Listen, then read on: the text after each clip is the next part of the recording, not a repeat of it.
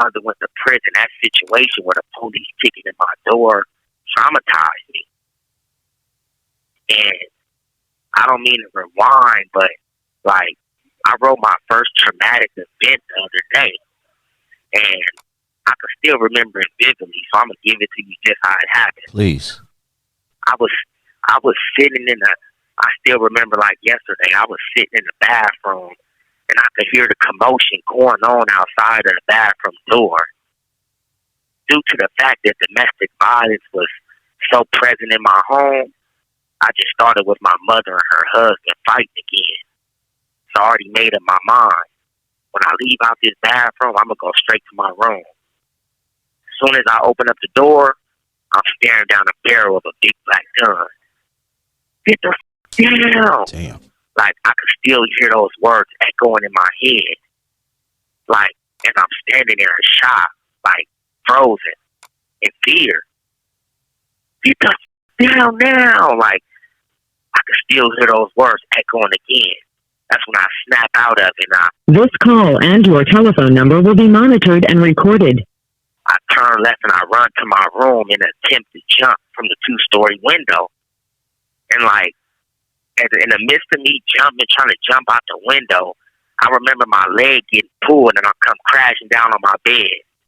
And I remember dude that just had the gun in my face when it looked over and looked out the window like, man, you were really going to jump. Like, I could hear him saying that to me as he walked me back to the living room. When I walked in the living room, I see my mom, naked body on the floor, hands tied behind her back.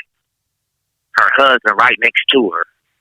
My sister in the corner with my little brother cradling him as he cried hella loud. And I remember looking at my mom's face while she's on that floor. And she just, like, with a fear in her eyes that I'd never seen. And she just kept saying over and over, I'm sorry, son. I'm sorry. I'm sorry.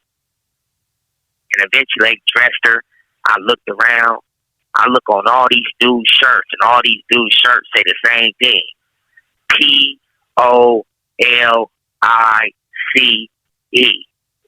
Police.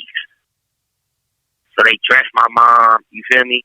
Take her downstairs, put her in the back of the cop car, and just lead her away in handcuffs. And as I watched my mom fade away in the distance, like, I cried. Like, I cried because I was scared. I cried because I was hurt. Like, I cried because I was the only parent I knew. I cried because I was my hero, and that was the only affection and love I had, and it was now being took from me. And that was 1999. I was 9 years old. So when I go back and replay that event, I never realized how that event affected me. Yeah. And you know, I never realized that. And I as a kid, I didn't know how to talk about that. I just sucked it up and went on about my life. Like, okay, that is what it is. She's gone. I got to get over it. But not knowing that was something I was dealing with as a kid. You know what I mean? I didn't know how to express.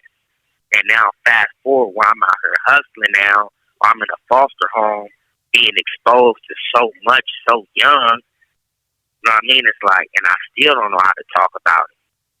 So now here I have all these untreated issues and this untreated trauma that's seeping out. It's being reassured in the midst of me committing crime as I'm getting this power back. For what?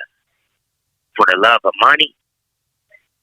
Because I feel like with money I can mask my pain and make society think that I'm loved.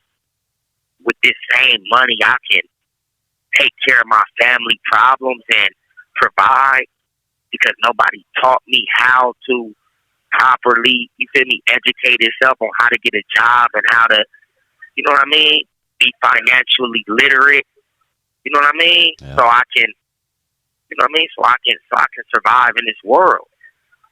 So now here I am, a 15-year-old, 16-year-old, 17-year-old committing crime with a 10-year-old mindset that was traumatized that never got over it. Yeah. And then you go in them same courtrooms as an 18-year-old kid, and they say you're a menace to society. You have no respect for authority. You know what I mean? Due to the fact that some of the victims in my case had ties to the law. So now it was like, oh, well, he has no respect for authority. He has no respect for women. You know what I mean? He's a racist kid. Like, all of these things come out, and I'm like, man, I don't know. I don't know how to. And then how do you say I need help? To say I need help, even in a court of law, is to say, y'all can have me for the rest of my life.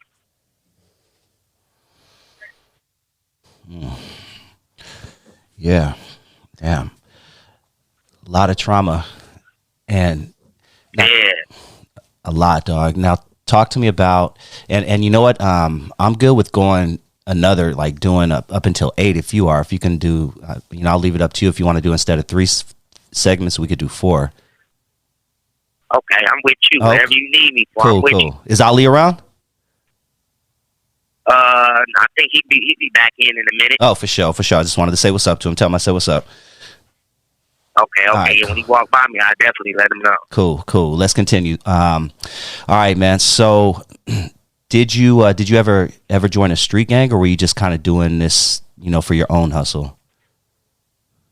I was doing, like, you could say we were part of, like, you tell me I'm from the north, so it's like, we like the manners, the heights, growing up, we just a whole clique of just a whole bunch of little stunner fam, kids, just, doing our own thing. But me, I was kind of in my own lane, I still had my partners, but I was kind of like, I was the fucked up kid.